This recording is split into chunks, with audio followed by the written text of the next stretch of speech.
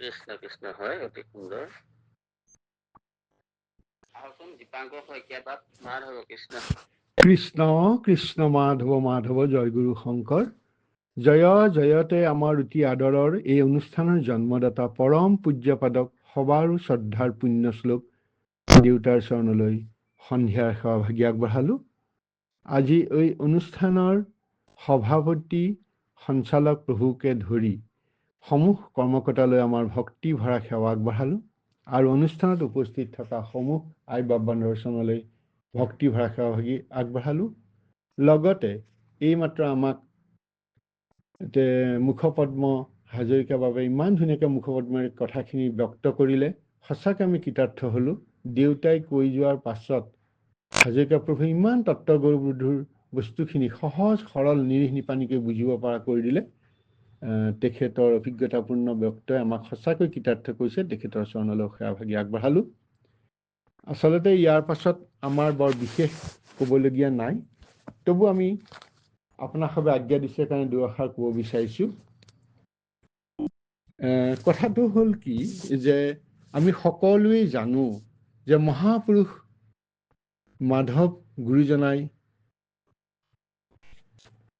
এক শৰণ হৰি নাম ধৰম কহোঁ ৰাজা কৰো পৰকাশ বুলি কৈ মহাপুৰুষ শংকৰ গুৰুজনাই যি ধৰ্ম, যি এক শৰণ হৰিনাম ধৰ্ম প্ৰচাৰ কৰিছিল, সেই নামাকৰণ কৰিলে। আৰু মাধৱ পুৰুষজনাই অহৰহ চেষ্টা কৰিছে তেখেতৰ লেখনিৰ মাজেৰে যে কৃষ্ণকেই কেৱল সেৱা কৰিব লাগে আৰু কৃষ্ণৰ বিনা অন্য কোনো গতি নাই আৰু অন্যক আমি সেৱা কৰি লাভ নাই। আজি অৰ্জুন ভঞ্জন যাত্ৰা হওক বা দধিমথন নাটৰেই আমি দেখিছোঁ মহাপুৰুষ মাধৱ পুৰুষজনে অতি সুন্দৰভাৱে তেখেতে নাট্যৰ যি বচন তাৰ মাজেদি কৃষ্ণৰ মুখেদি কোৱাইছে। কি কৈছে যে কৃষ্ণই যে শ্ৰেষ্ঠ, কৃষ্ণকে যে কৰিব লাগে, এই কথা আমি দেখিবলৈ পাইছোঁ। যেতিয়া যশোদা মাক যশোদাই যেতিয়া তেওঁক বান্ধিব পৰা নাই আৰু শেষত গৈ দুআঙুল কমি থাকে, সেই তত্ত্বখিনি দেউতাইও কৈছে, আমাৰ হাজৰিকা প্ৰভুৱে বৰ সুন্দৰকৈ কৈ গৈছে। তেতিয়া কৃষ্ণৰ মুখেদি যিখিনি কথা আমালৈ কৈছে সেইখিনি অতি তাৎপৰ্যপূৰ্ণ। কৃষ্ণই কৈছে হামাৰ মায়াৰ ঐচন অতৰ্ক প্ৰভাৱ হামু অতয়ে মহিমা দেখাবল। এই মহিমা দেখুৱালে যে দুই আঙুল কমিলে, তবহু হামাক নাহি জানল নাজানিলে হামাক বান্ধিতে আশা কয় কহো বহুত শ্ৰম পাইলো হামু আপুনি বন্ধন জব নাহিলেও তব কি হামাক বান্ধিতে পাৰব। যে মই নিজে ইচ্ছা নকৰিলে কেতিয়াও মই একো ক'ব নোৱাৰো, মই সকলো কৰ্তা, কাৰণ সকলো ময়েই, এই কথাষাৰ বুজাই যায়। আৰু ভকতৰ অধীন বুলি তেতিয়াই ঘোষণা কৰিছে হামু ভকত বৎসল গুণে ভকতক অধীন হামাৰি ভক্তা। গতিকে ভগৱন্ত হ'ল ভকতৰ নৱনিধি। এই যিটো ভাগৱতৰ প্ৰথমতে পদবিলাকত গুৰুজনাই লিখি গৈছে যে ভকতৰ নৱনিধি হ'ল ভগৱন্ত।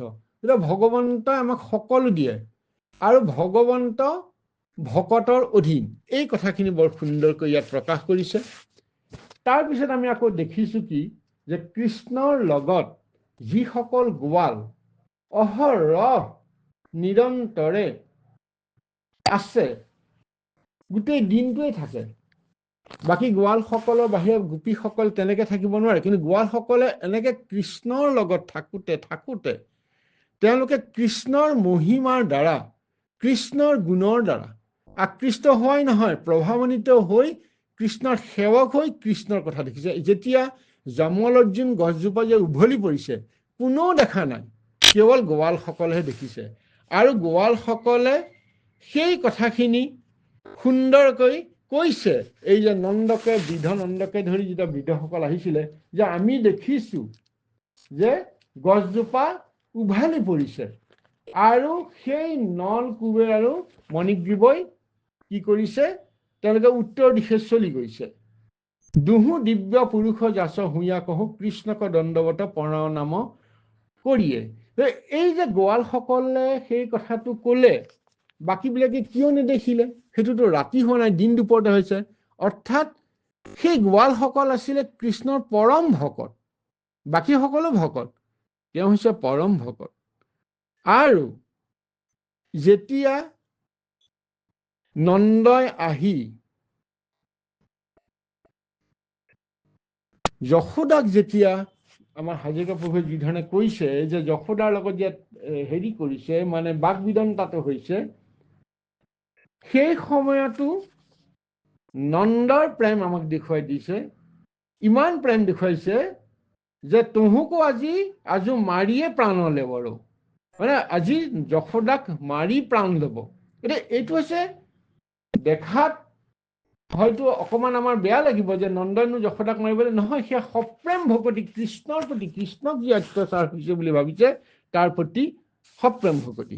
অন্য হাতেদি আকৌ মাধৱ পুৰুষজনাই কৃষ্ণৰ মুখেদি কৈছে যে যিটো কোৱা হৈছে অন্য দেৱ দেৱতাক ভজিব নালাগে, এই কথাখিনিও কেনেকৈ কৈছে? যেতিয়া তেওঁ জামল অৰ্জুনক যেতিয়া উদ্ধাৰ কৰিছে, তেতিয়া কৃষ্ণৰ মুখেদি মাধৱ পুৰুষে কোৱাইছে, আমাক জনাইছে, আজো হামু ভকতক হাতে আপুনি বন্দী হুইয়া কহো, বন্ধ জীৱক সংসাৰ বন্ধন চোৰণ কৰিব।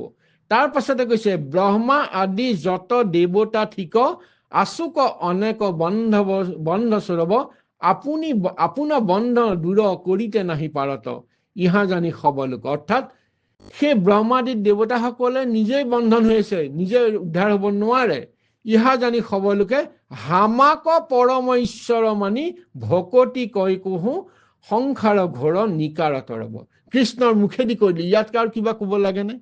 কৃষ্ণই ক'লে যে মোকেই ভজা, মোকেই চিন্তা কৰে, যিটো গীতাত কৈছিলে সেই কথাষাৰ মাধৱ পুৰুষে ইয়াত কৈ দিলে যে সেইসকলে দেৱ দেৱতাসকলে নিজেই মুক্ত হ'ব পৰা নাই, তেওঁলোকে ভয়ত ঘূৰি ফুৰে, এই মনুষ্য লোকে গৈ পেলাই তেওঁলোকক ৰক্ষা কৰিব লগা হয়। গতিকে সেই দেৱতাসকলক ভজি কি লাভ হ'ব?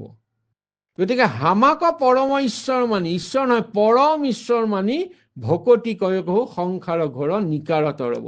সংসাৰৰ ঘোৰ নিকাৰ তোৰণ কৰিবৰ কাৰণে কৃষ্ণকে ভজিব লাগিব। গতিকে মাধৱ পুৰুষ জনা ইমান সুন্দৰকৈ অৰ্জুন ভঞ্জন যাত্ৰা দধিমথন নাটৰ যোগেদি যি এক শৰণ হৰি নাম ধৰ্ম বুলি মাধৱ পুৰুষে নামাকৰণ কৰিছে, শংকৰ গুৰুজনাৰ ধৰ্মপন্থাটোক, সেইটোক প্ৰতীয়মান কৰাইছে তেওঁৰ লিখনিৰ মাজেদি। আজিও আমি সেইখিনিকে ইয়াত আমি দেখিবলৈ পাইছোঁ। আৰু আমাৰ এইখিনিকে তাৎক্ষণিকভাৱে যিখিনি শুনিলোঁ, পঢ়িলোঁ, আপোনাৰ খবৰৰ পৰা যি বুজিলোঁ, বিশেষকৈ দেউতাৰ হাজৰিকা প্ৰভুজনে ইমান সুন্দৰকৈ বুজাই দিছে।